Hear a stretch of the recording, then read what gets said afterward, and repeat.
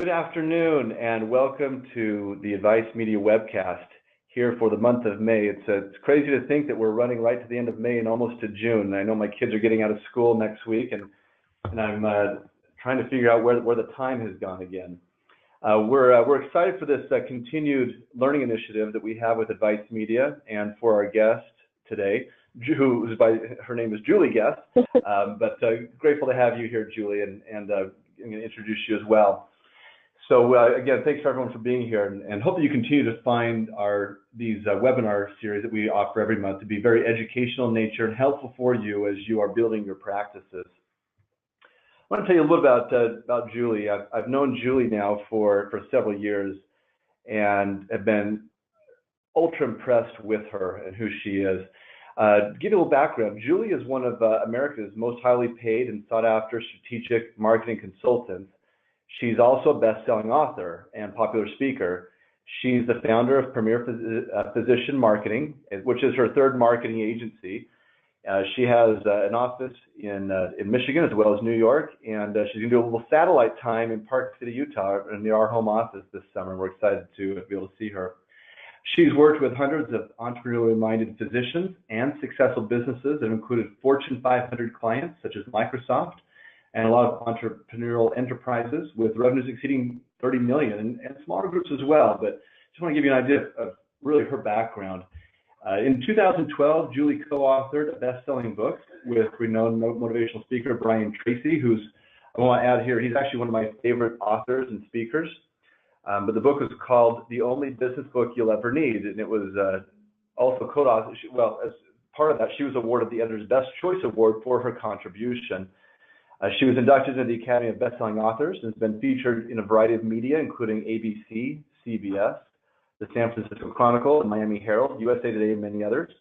And then in December 2014, Julie released her newest marketing book, which was written especially for doctors in aesthetic medicine, entitled 67 Marketing Secrets to Ethically Attract New Patients, Make More Money, and Grow Your Practice.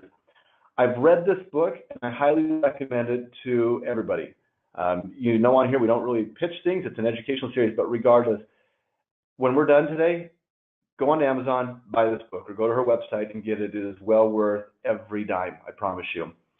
As I mentioned, I've had the privilege of presenting with Julie on several occasions, and I'm always impressed with her depth of knowledge and her ability to connect with people on a level that makes sense to them. And you're going to see that in her presentation today.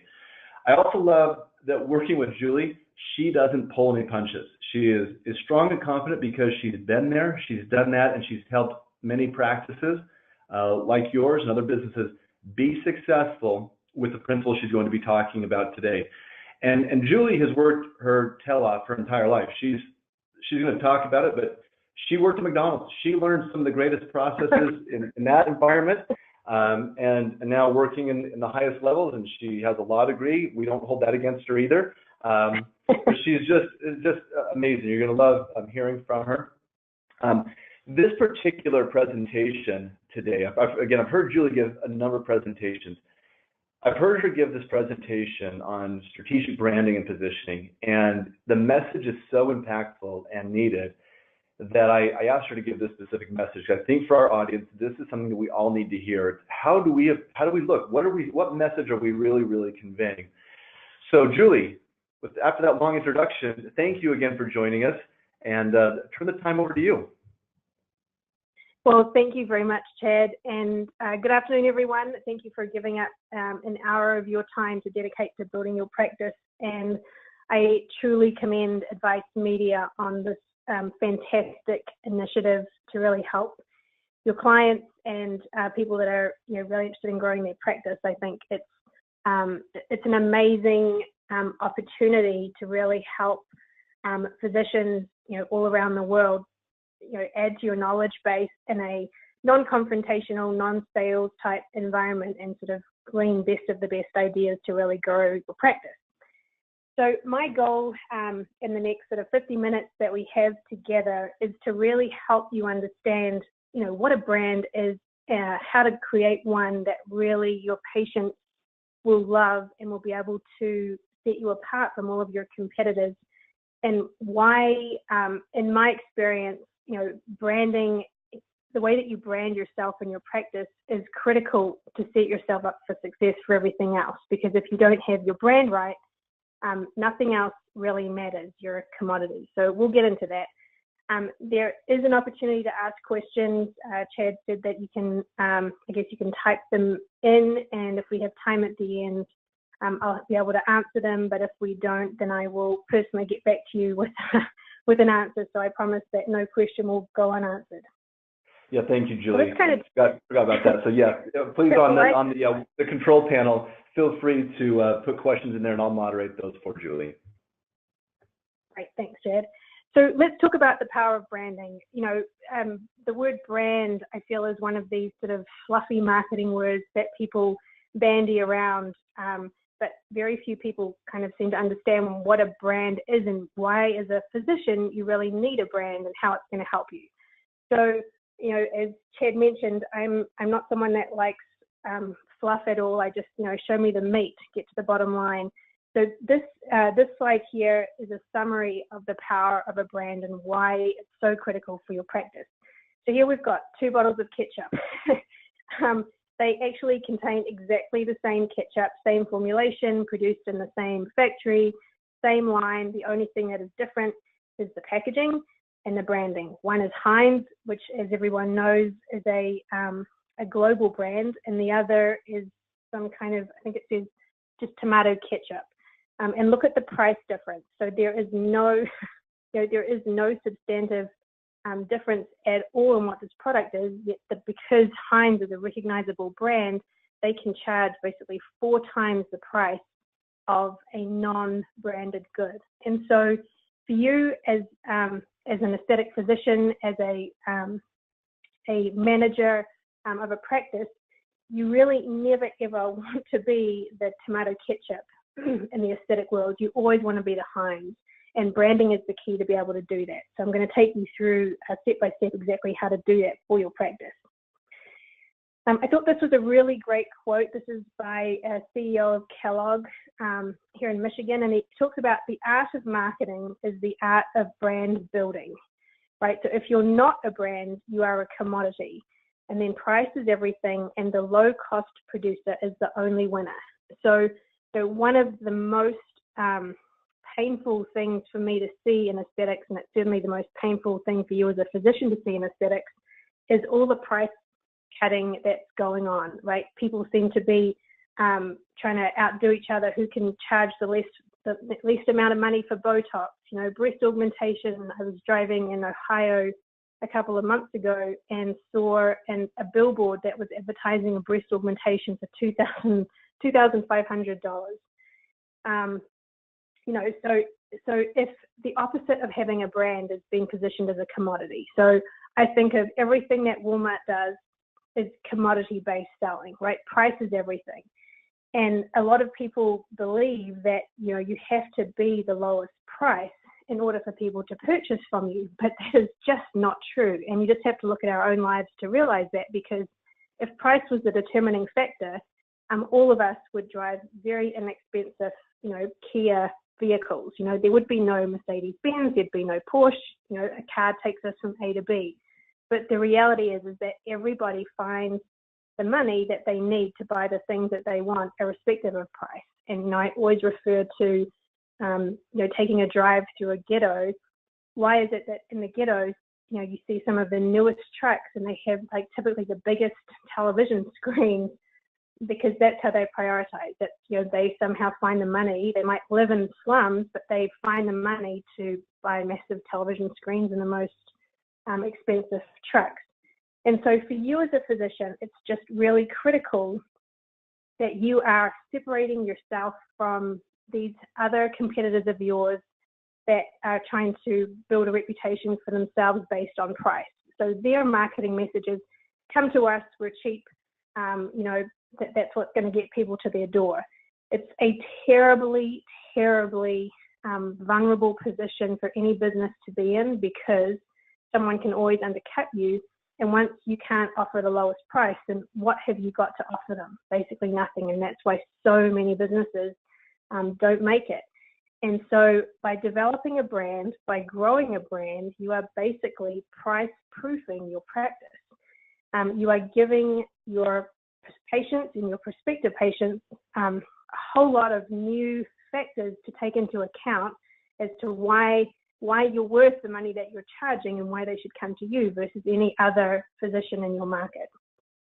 So when we're talking about brand, kind of got two ends of the spectrum. Going back to the slide here, we've got a highly branded practice on the left versus a commodity on the right.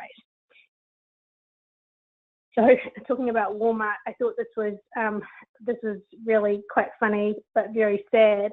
You know, unbeatable prices. So, you know, basically giving away things for free. And, you know, who knows, there's always, no matter what's happening in the marketplace, no matter how low your prices might be, there is always going to be someone who's going to be more desperate than you that can undercut you, and then your competitive advantage has gone away.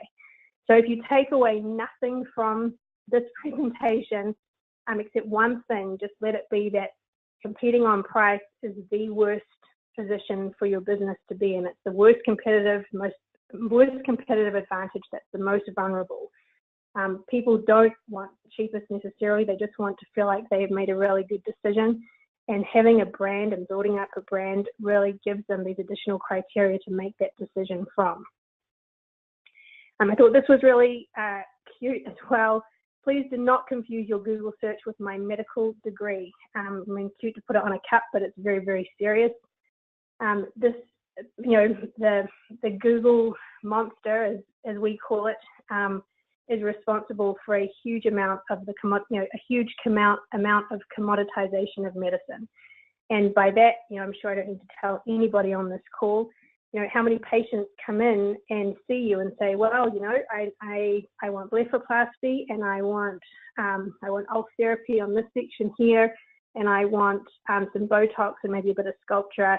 You know, they tell you what they think that they need because they're suddenly educated, and you know, Google has told them exactly what they should be doing to make themselves look better. And as a result, they don't respect your degree, your credentials, your experience, and they expect to pay, you know, the lowest possible price for your services. And so this explosion of Google that every industry is grappling with is just another example of why it's so important to invest in building the brand of your practice, so that you are not attracting the kind of clientele who are spending all their time on Google, self-diagnosing what it is that they need, coming into you and expecting to pay very little for your services and your expertise. So the first step in building a brand is really understanding who your target market is. And this is critical because, you know, a lot of doctors, when I speak to them and say, you know, who is your target market? They'll say, well, everybody's my target market, but everybody is not a target market unless you have, you know, hundreds of millions of dollars to spend. Even then, that probably wouldn't be enough to reach them. You know, you really have to specialize your practice and really focus on a specific target market. And what's really easy about being in aesthetics is that 80% of your clients are very likely to be women, and the ages are going to vary slightly depending on whether you're someone who specializes in facelifts and facial surgery, or whether you're more of a body expert. So, you know, maybe the age range is different, but there are so many similarities that I think I could say with confidence, without even having spoken to you, I'm going to take a wild stab in the dark and say that your target market is very likely to be moms who are either stay-at-home or busy working moms between the ages of, let's say, 30 to 55, who are really looking to improve the way that they look, with a significant disposable income, you know, and have a combined household income of maybe 100,000 and above, right? So let's just say that that's your target market. The question now becomes, how do you create a brand that's really going to resonate with these women, right? And most plastic surgeons, most aesthetic doctors are not women, most are men. So how do you make your brand and your practice resonate with your target market? Well, step one always as a marketer is to always understand who is your target market and how do they think, and how can I how can I really resonate with them? And so over the years, I've really searched for different ways to try and help adults understand exactly who their target market is. And I stumbled across this really fantastic video that I'm just going to share a short piece of, because I think it really gives an insight into how your target market think. So I'm going to play that for you. Right now, and it's for this great product called Chatbook. So let me just pull it up here.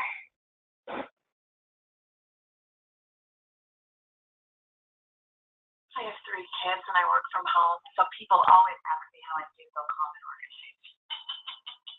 I'm kidding. Do you think I have time for a bath? I'm fully clothed. I fell in the tub last time. 26 seconds. Now go fetch mommy's hairdryer. Motherhood goes by too fast. I haven't slept more than 4 hours in 12 years. My diet consists of the protein bars and pita chips I inhale in the dark in my pantry. And my children are growing like weeds, but I barely have enough time to keep them alive, let alone print pictures of them. And here's the problem. What the fork? Making photo books sucks. Don't say suck. They're designed for moms with lots of free time. Imaginary moms. What? I hate y'all. Really? Formatting them takes hours. It may push some buttons. Man, they easily cost $50. So when Sarah does something adorable, I have to say, that's cute, but not $50 cute. But at least practice is great if you have no job or no kids, so not great. Jeffrey, put down the crossbow. It's so tight. Don't get me wrong, I love Instagram, but my kids never see. So that this is a very, very powerful viral video that has been extremely successful for this company. But the reason that I really wanted to show it to you today is to really give you an insight into, your target market. These are the women who are making a decision, whether they're going to go and invest their thousands of dollars with you or with one of your colleagues. And so it's really important that all of your marketing resonates with this kind of target market. So how exactly can you do that? I'll explain that in a second, but before I kind of jump into that, I just want to dispel a couple of branding misconceptions. So when most people talk about starting a business, opening a practice, building a brand, immediately the conclusion that is jumped to is that you have to build a brand like Nike or McDonald's or Chanel that people just look at this beautiful logo and they know immediately who you are, what you do, and that's sort of the goal for a small business owner. The reality is that this kind of brand building has taken all of these companies, decades and decades to achieve this kind of brand recognition, not to mention the billions of dollars in marketing investment. And so this kind of approach of just, putting your logo everywhere, your ads appearing everywhere, doesn't work. It works if you've got time and if you've got a ton of money, but it doesn't work for a physician who's on a budget. You need results now, you can't wait. So what's the alternative?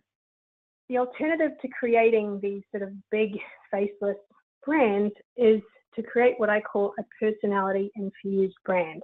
And this is a strategy that has been used extremely successfully by some of the world's greatest entrepreneurs. And by a personality infused brand, or a brand that's centered around a personality, you're literally taking a personality and broadcasting that out there to attract other people who think that that's something that really resonates with them.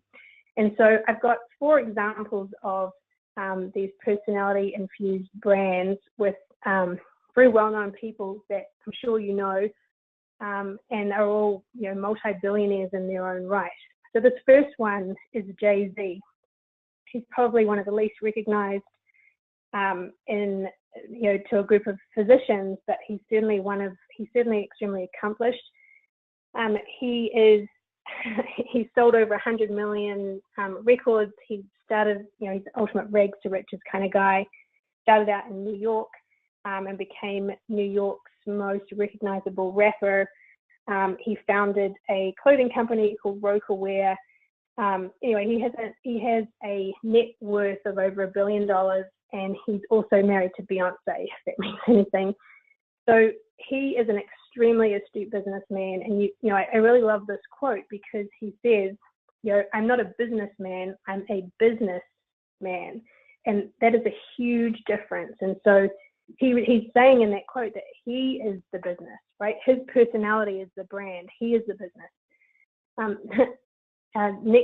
The next personality infused brand that I really admire and have drawn and learned a lot from is obviously Sir Richard Branson, who started Virgin Airlines with a couple of dollars and a wing and a prayer, and today he's worth over $5 billion. He's one of the world's most generous philanthropists, and he's someone who has used his own personality to create a brand of change. He's the troublemaker, he's the disruptor, he's the one that takes on industries that are staid and boring and monopolies, and basically shatters the old molds and attracts the trailblazers and the people that want to make change. And he's built this entire empire around his own personal values with Virgin Airlines. Richard Branson is, I think it's remarkable what he's achieved in a relatively short period of time, but everything that he touches is infused with a Virgin brand, which reflects his own personal brand, his ideals, the things that he stands for. Now, Mr. Trump, our president. So love him or hate him, there's no denying the incredible power of his personal branding. I mean, the fact that he is now our president is testament to the power of his personal brand. I mean, I was in the United Kingdom last year when he had just thrown his hat into the ring for, as being a serious contender. And my brother turned to me and said, there's no way that he's going to become president, right? And I looked at what his messaging was, and he had a couple of really key messages, drain the swamp being one of them. And I said, I don't know, but I think it's possible that his messages are going to connect with a lot of people that are feeling disenfranchised. And, sure enough, they have. But the fact that he was a reality TV star definitely hasn't hurt him. And, it's still amazing to me that Donald Trump, as an outsider, has been able to become our president. But here he is. His brand is one of the biggest, most recognizable, and obviously now with his presidency, it's kind of gone on to steroids. But again, the brand of Trump is, all centered on Donald Trump's own personality, right? His ruthlessness as an entrepreneur, his lavish lifestyle, et cetera, et cetera. So Trump is another great example of building a personality-infused brand. And then finally, Oprah Winfrey is another celebrity entrepreneur who has achieved remarkable things by building a brand based around her personality. She's amazing because, she built the Oprah Winfrey show from the ground up, which even today has still attracted the largest ratings in television history. And what's remarkable about Oprah, and I think this really applies to a lot of doctors, is that Oprah has built her $5 billion plus fortune on being able to resonate with middle-aged white housewives on her show. And if you look at Oprah, and if you know anything about her background, she has nothing in common with her target market aside from the fact that she's a woman. She's not married, she's single, she doesn't have any children, and she's Black. Yet she's understood, she's taken the time to really understand her target market and has made herself relevant to those people. So those, these four celebrities are really, really great examples of how to build a personality-infused brand for your practice. So just to kind of summarize, to build a powerful brand for your practice, one that your patients will love, you need to understand your target market. It needs to be personality infused, meaning that it needs to reflect the personality of the physician. I remember at the Global Aesthetics Conference a couple of years ago, I was speaking and there was a physician in the front row, and I think he was wearing like a bright purple shirt and a navy and white polka dot tie, and he just really stood out for his personal style. And I was talking to him afterwards, and he was like, I'm really looking for great ideas for marketing. And so we quickly hopped on his website, and his website was extremely boring. It was very, kind of looked very cookie cutter, plain colors, and there was no infusion of color or flair, and it didn't reflect his personality at all. And so I said to him, that's got to be the starting point. You need to have your own marketing reflect who you are, so it's authentic to you. So it's really important that you are building a brand that is authentic to you, that you're not trying to be someone else that you're not, because women can see right through it. And so authenticity is really important. Consistency is really important, making sure that across all platforms you're presenting the same kind of image, the same branding. This idea of beyond profit is really important, especially when marketing to women. They want to know that you care about things other than your business. They want to know that you volunteer time to go overseas and help children with cleft palates, or they want to know that you raise money for breast cancer survivors. So the philanthropic component is really, really important. I put there 360 degrees because all of your marketing, every little piece that's integrated into it, has to all be consistent. And the end result, the only point of building a personality-infused brand is to help build trust. And trust is the critical thing that can really separate you from the competition. I thought this was a great quote: how you look, how you speak, and how you act are all your personal brand. So I think a really good example of pulling all this together is looking at the evolution of the royal family, right? It used to be that the British royal family, the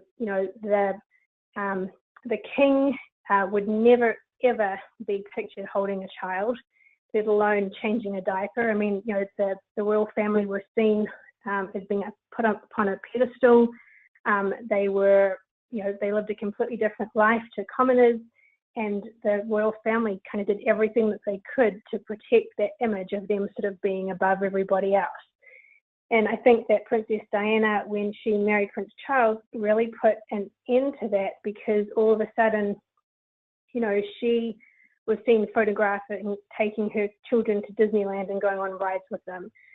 She labeled herself as the people's princess, and she, as a result of making herself, relatable to everybody else, she had the largest and most loyal following of any royal member of the family. And you can kind of see that effect today. I mean, look here at Prince William, who will be the next King of England. I mean, he's pictured holding his child, and he was on Twitter talking about changing his child's diapers. I mean, that would never, ever, ever happen in any of the hundreds of years of history of an English king. Here again is his wife feeding their child. So it's just about really making yourself relatable. And I think this really applies to the profession of doctors, because it used to be that the more professional and sort of the more, the more on a pedestal you could place yourself, the more that would position you as an expert. But the reality is that the world has moved on substantially, and that you have to change the way that you connect with people through your marketing. I blame this woman here for this change, Kim Kardashian. I think that the Kardashians have, through reality television, have really,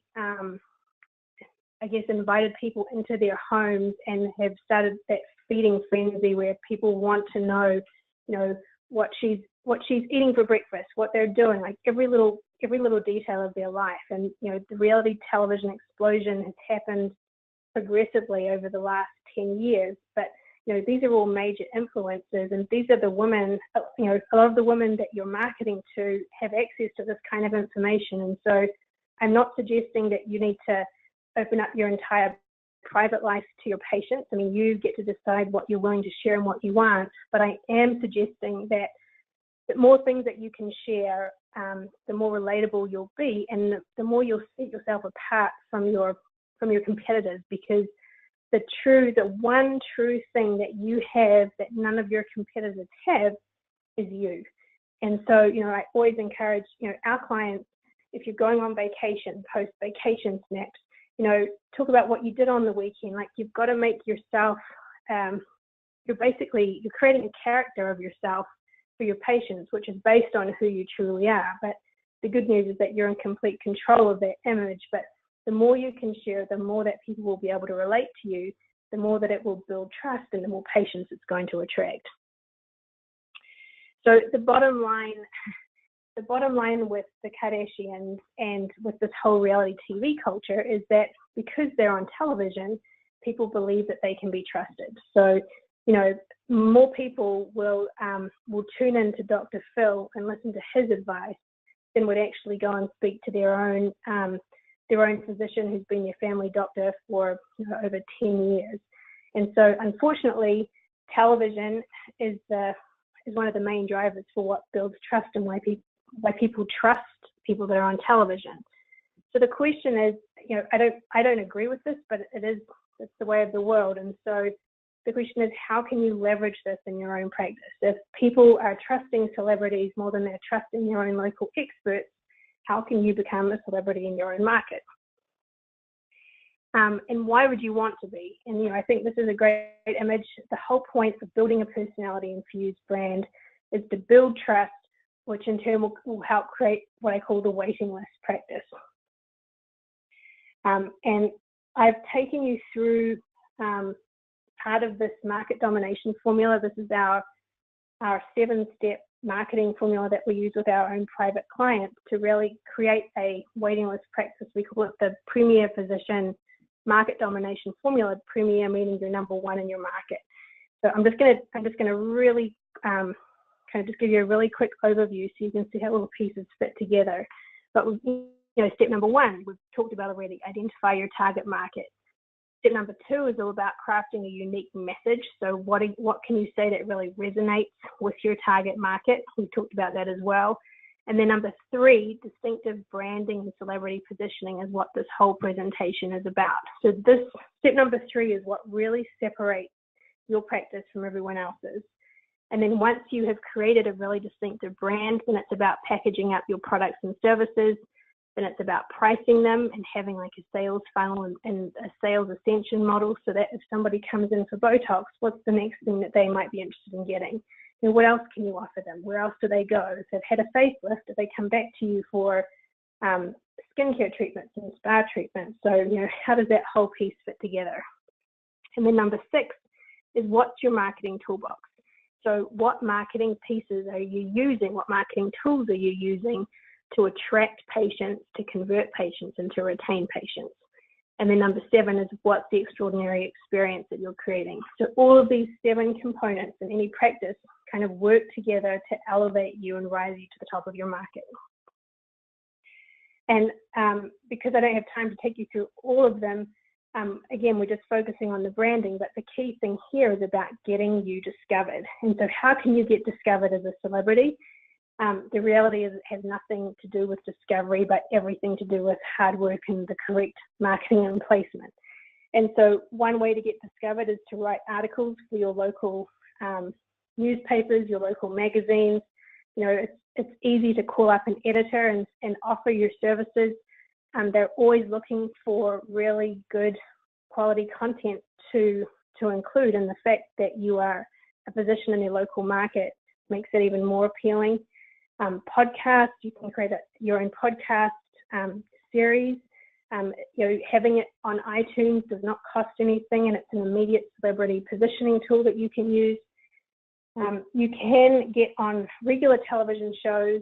It's more a matter of knowing the producers, but there are a lot of doctors that are starting their own television shows that are being broadcast on just on the internet and have a very, very big following. It's something, again, that is very inexpensive to do, but highly successful at attracting new patients. Another strategy is that you can align yourself with famous people. And by that I mean, being photographed with other people who are famous in your market, or being at, high profile events. And that leads me to the next point, which is being involved in high profile philanthropy. I remember one of the first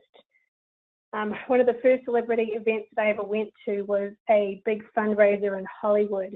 And I was just invited as a guest, but because I went to that fundraiser, I got access to three really top actors in Hollywood, and that kind of snowballed and led me to meet other people. And so it just takes one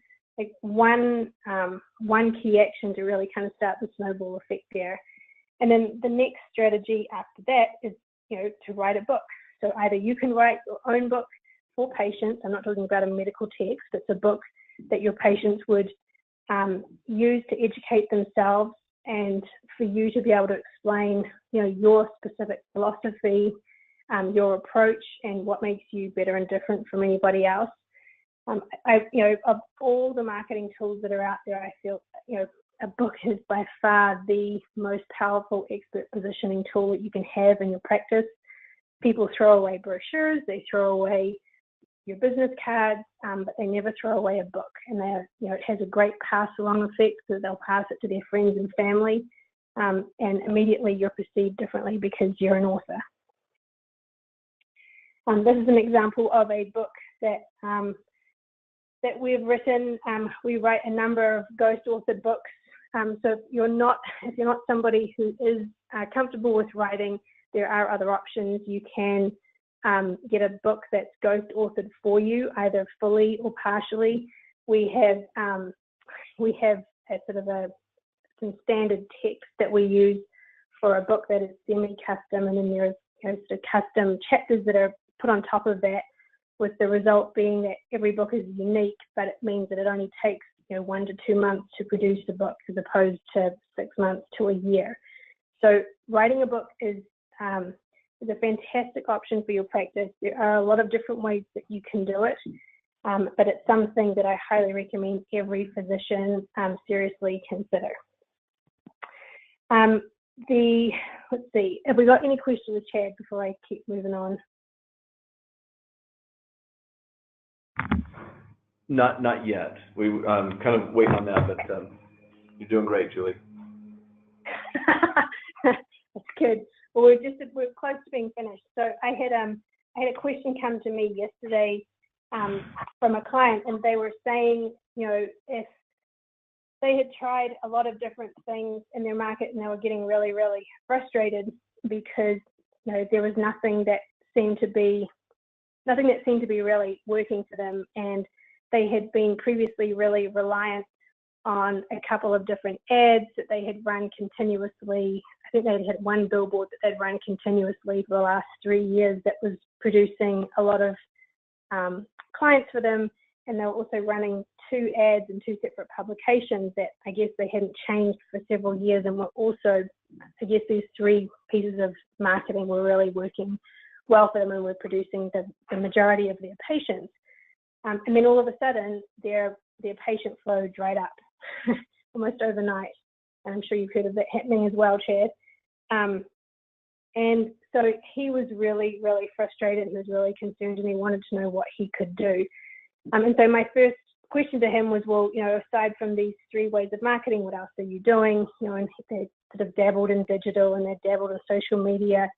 But he had made a classic mistake of looking to what his competitors were doing online and offline, and basically copying that strategy. And so we talked about it a little bit, and he said, I don't really understand this whole branding thing and why it's so important, and it seems like it's a lot to digest. And so my response to him was, the worst thing that you can do as a physician is make yourself look like your competitors, right? Because as you know, Chad, there are so many, the competition online is so ferocious, and I know it's one of the things that Advice Media do a superb job on, which is really crafting a unique identity for each of your clients. But it's ensuring that your website looks completely different from those of your competitors, and that you really have that unique brand that kind of comes through. And so he had made the classic mistake of basically copying what his competitors were doing. And what that was doing is that was making it really difficult for his patients and prospective patients to make an informed decision. And, you know, I talked to him, and he understood the importance of personality-infused marketing, but he was really concerned about having people not like it. And I said to him, well, the reality is that if you try to be something to everybody, you're not going to resonate with anyone. And the best thing that you can do is market yourself authentically, because that's going to really resonate with a lot of people. You know, no, it's not going to resonate with everyone, but those people that it does resonate with are going to become really loyal, and they will refer to you like crazy. And so he took some advice, and he went away and thought about it. And, you know, I really hope that he's going to change his strategy. But if you're confused about your branding, you know, what you should or shouldn't do, you know, look to what your competitors are doing and do something different. And, you know, make it authentic to you, make it authentic to your practice. And that's really going to help set you apart. And so that's kind of the summary of how to build a memorable brand that your patients will love. There's other topics that I could talk about, but we haven't got a lot of time left. So if anyone's got any questions, then type them in now. Otherwise, you're welcome to reflect on this presentation, and if you would like to email me a question, I'd be happy to answer it for you. It's my email address is just julie@premierphysicianmarketing.com. Perfect. Julie, thank you very much. There's a few questions here, and but one of them is, can you provide the link to the video of that viral video, and maybe put it in the chat section on there and send this to everybody? That would be great, so they can all see that and watch that and kind of get an idea. Just the viral nature of these videos is so powerful today. It really tells a story. Exactly, and I mean, the reason why that chat box one resonated so strongly is because it connected with its target market, and that's what your brand has to do. And so I think it's a really good foundational piece to look at from two perspectives. One, because it's a completely different way of marketing, but two, you know, this is a really good insight into the way that your target markets think, the challenges that they have, you know, the time crunch that they're under, and why it's so critical that you've got to get their attention and fast. Yeah, it is. In fact, I've got the link here. I'm just going to send to everybody so they've got that. Great. So one of the questions that came up, Julie, is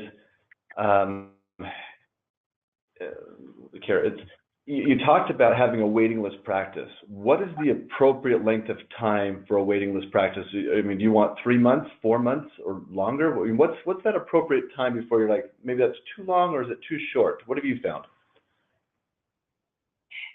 Well, I mean, if you have a waiting list for your practice that's longer than 6 months, you know, if patients are having to wait 6 months to get in to see you, it can mean one of two things. One, you're either not charging enough money, or two, it just means that you are so expertly positioned in your market that people believe that there is no substitute for your services, that you are the best, and they are prepared to wait 6 months to be able to have FaceTime with you and schedule a consult and then book a procedure. And so I don't think that there's any rule of thumb for a physician, for a practice. I think it comes down to personal preference. You know, some of our clients don't like having a waiting list that's longer than 3 months, because then they are worried that other people, you know, that people won't wait for them for that long and will go to their competitors. Other clients, you know, their goal is to have a waiting list practice that's up to a year, because that's how they want to position themselves. And so I really think it comes down to a matter of personal preference. For me personally, I mean, I think if the whole point of having a waiting list practice for a physician is that you never have to worry about not having a full schedule. So right. If you've got a constant flow of of high quality patients that are coming through your doors who are eager and willing to give you their money in return for your expertise, then that's a dream come true for most doctors, because then they get to concentrate on the practice of medicine, on the surgery, as opposed to the bureaucracy and the admin and the management of the business side of things. But yeah, I really think it varies depending on the physician. Excellent, thank you. And I agree with you on that. I think it really depends, and it's again part of this having a plan. And I think that's one of the things you've really hit upon is, are we constantly chasing the competition because we have not set enough time aside to define who are we, who do we want to be, what is our, what kind of practice do we have? Chatting with somebody here for a minute, one of the office managers for a great practice, and saying, we know we've been able to identify that many of our patients are actually being booked by their wives, saying, I'm booking the appointment because my husband snores and I want him to get into the ENT.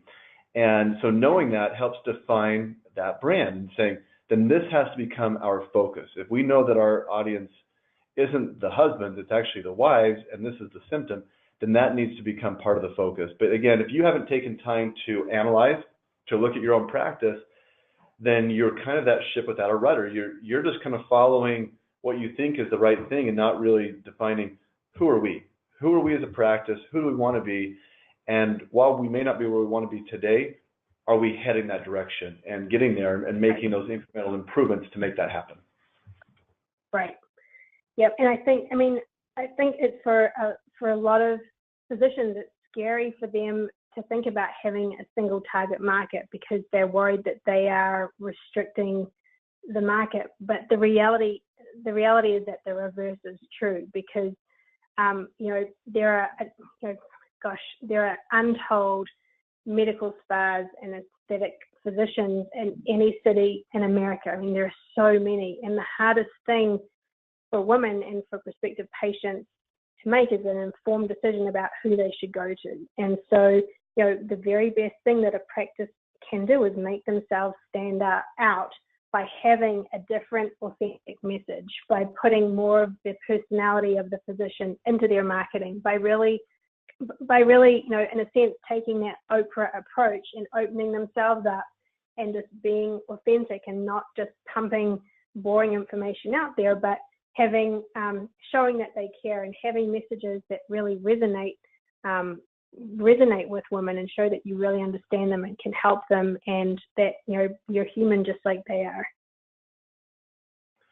Awesome. Another question that came in, Julie, is what kind of marketing budget do you suggest?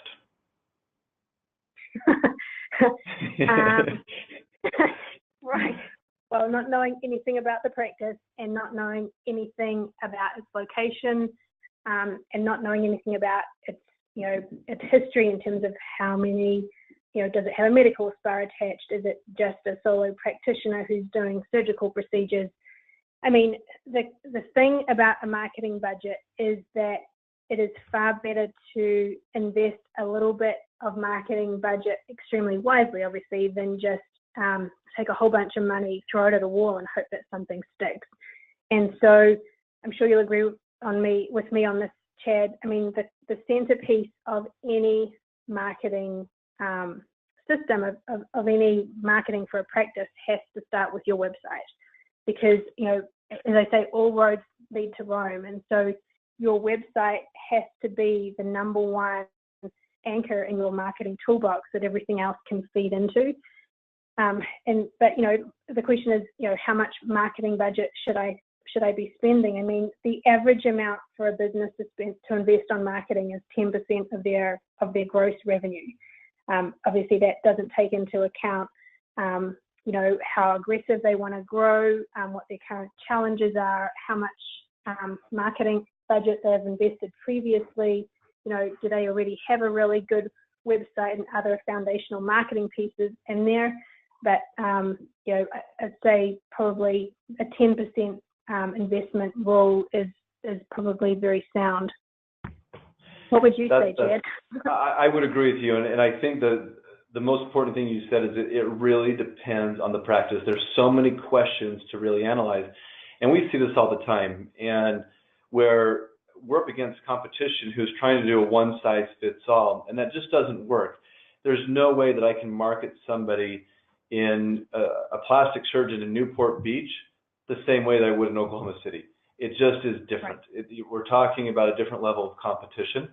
But then each practice is different. What do they want to accomplish? What, again, are their goals, their vision for growth? What are they willing to spend? If you're a new practice, you might need to spend close to 30%. I've seen that be the case, and over time you can decrease that. But the returns, if you're looking to say, we need to grow quickly and really get our name out there and let people know that this is who we are, this is what we do, you might have to put more towards that. But it's with the understanding that what is the lifetime value of a customer? And if you can begin to figure that out, let's say it's a dental practice. Well, the lifetime value of a dental practice, of a dental patient, is about $25,000. The lifetime value of an aesthetic plastic surgery patient is about $120,000. So when you think about those numbers and understanding what that patient is worth to you, well, then that cost per acquisition, that patient may not be that big of a deal. Again, just something to think about, and understanding where you're at.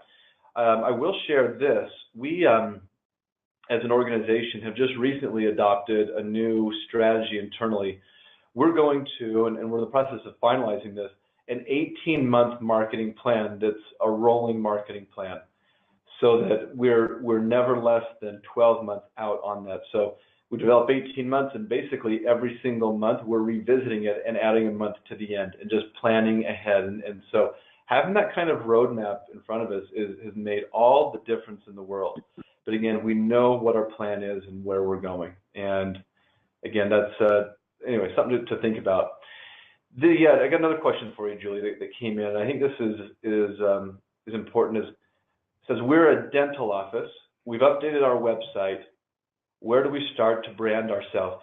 And this is an interesting one because you think about that, and sometimes we get confused between logo and branding, and people are like, oh, I could go, I have a friend that does logos. I can go to 99 Designs or some of these groups and just get a logo done. And that's really not branding, but there's a misconception there. So anyway, how would you answer that? Where do they start next?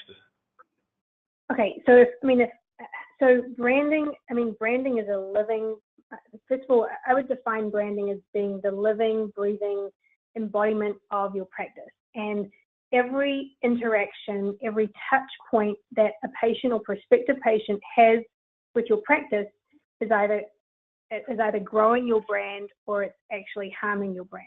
So for example, if your patient come to your practice and they check in with your receptionist and her nail polish is chipped, her lipstick is sort of bled onto her bottom of her lip, and she's got a dirty stain on, she's got a breakfast burrito stain on her shirt. None of that provides a professional image, and that immediately is damaging your brand.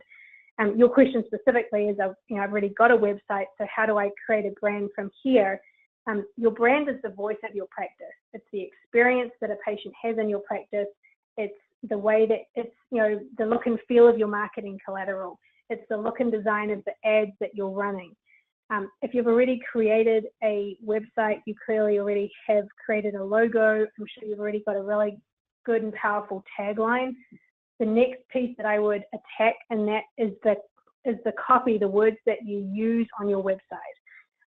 The more that you can make the words sound personable, as if you're having an actual conversation with a person as opposed to just pumping out information, the more powerful it will be. And to give you a concrete example of that, if you go to our website, which is there on the screen, premierphysicianmarketing.com, take 5 minutes and take a look at some of the blog posts that I've written.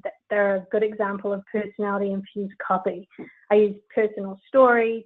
It sounds as if we are having a conversation, as opposed to I'm just giving you the theory of marketing. And that's what I really encourage you to do with your website, with your marketing collateral. Use the words, use stories in your marketing, use words that will really help people to understand who you are and what you're about. And it's not about making yourself sound really professional. It's about sounding really authentic. Another great website that is not in the aesthetic arena to look at, that is a great indication of personality infused marketing and building a brand, is a company called Saddleback Leather. They are based in Texas. They're amazing. Sign up for their marketing. Their owner, travels the world and talks about all of his amazing adventures, looking for different pieces of calfskin and new designs. And, they entered into Sundance Film Festival they just created a little video, and it's like you're vicariously living this man's adventures, and, he's selling you his leather goods, through the website, but his marketing is so powerful because it's so richly infused with his personality and his voice. And so the best thing that you can do with your website is go back and revisit every single page and rewrite it in a really authentic voice. What do you think, Chad? Those are great suggestions. And with that, it's trying to define what type of practice are you, and this really goes in line with your item number 7, which wasn't really a question, but it was a comment that was made in that every single person in the office helps define your brand. The way your office looks helps to define your brand.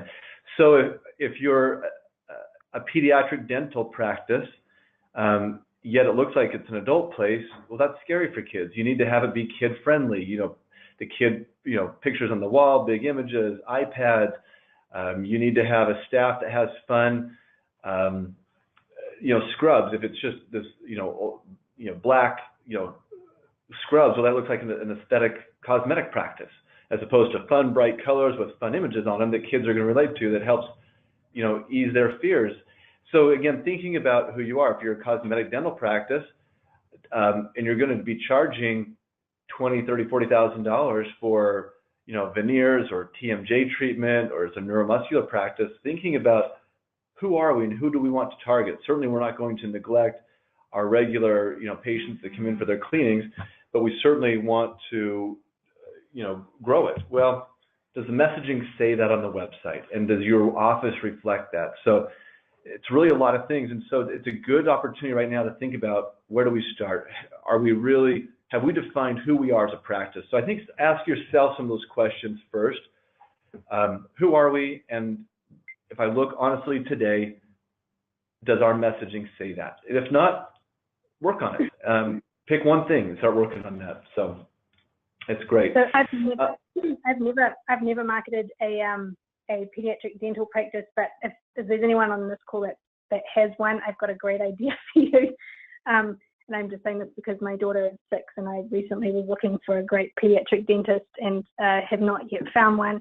But if it was my practice, what I would do is I would start, with the permission of the parents, of course, but I would create marketing campaigns around my little patients, and I would get my patients to write little stories about their visit with me, and what they wanted to be when they grow up, and how they're looking after their teeth. And I'd have pictures of them on the wall with their little stories, and make these little characters kind of come to life. And I think that you could use this in so many different executions. Obviously, on your website, you could have a billboard that profiled people in your community. You could, there's so many different ways that you can do it, and immediately that would set you apart. Plus, it also gives you instant credibility, because people are like, oh, I didn't realize that so and so went to your practice, and oh, look how cute he looks. I'd like my child to be part of that campaign. But you can have so much fun with it. All right. Just a couple of other real quick things. One question, Julie, can you repeat the website for the leather company in Texas? Sure. It's called Saddleback Leather. So saddle is in SADDLE, back BACK leather.com. Saddleback Leather. Perfect. And I just sent that out to everybody as well. And the last question, and we're really out of time, I'm just going to hit this one real quick, is asking how important are patient reviews. And I'll tell you this, they're absolutely critical, and they do reflect on the brand. And so you need to have a strategy in place to be aware, first and foremost, when they happen. You're going to get good and bad reviews. It's just the nature of the world we live in today. So making sure that you have a tool that notifies you of those is of the utmost importance. You also need to have an active strategy for building up more positive reviews, and which will help you also help mitigate some potential negative ones. There are tools that can help catch those, alert you to those internally. You're not going to catch all of them. If somebody really has an axe to grind, they're going to do that.